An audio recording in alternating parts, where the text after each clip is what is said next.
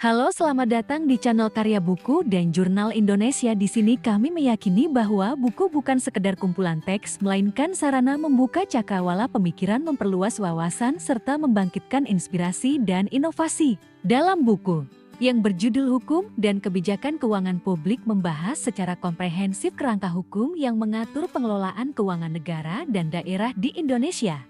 Pembahasan diawali dengan konsep dasar hukum keuangan negara, ruang lingkup keuangan publik, serta sumber-sumber hukum yang menjadi landasan regulasi fiskal nasional. Buku ini juga menguraikan perkembangan sistem keuangan negara, terutama setelah reformasi yang membawa perubahan menuju pengelolaan keuangan yang lebih transparan, akuntabel, dan berbasis kinerja dalam penyelenggaraan pemerintahan. Buku ini menjelaskan berbagai regulasi penting yang membentuk sistem keuangan publik di Indonesia, termasuk Undang-Undang Keuangan Negara, Perbendaharaan Negara, serta mekanisme pemeriksaan pengelolaan keuangan negara.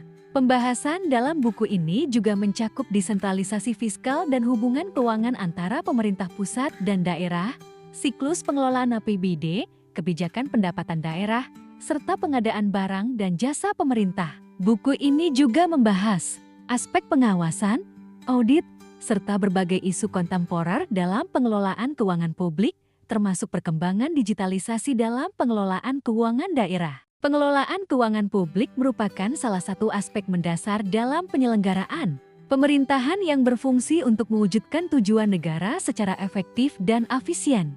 Dalam konteks negara modern, keuangan publik tidak hanya dipahami sebagai proses administratif dalam pengelolaan anggaran, tetapi juga sebagai instrumen hukum dan kebijakan yang memiliki implikasi luas terhadap pembangunan, kesejahteraan masyarakat, serta stabilitas ekonomi nasional. Selain itu, penerapan otonomi daerah melalui desentralisasi fiskal telah membawa konsekuensi terhadap hubungan keuangan antara pemerintah pusat dan daerah.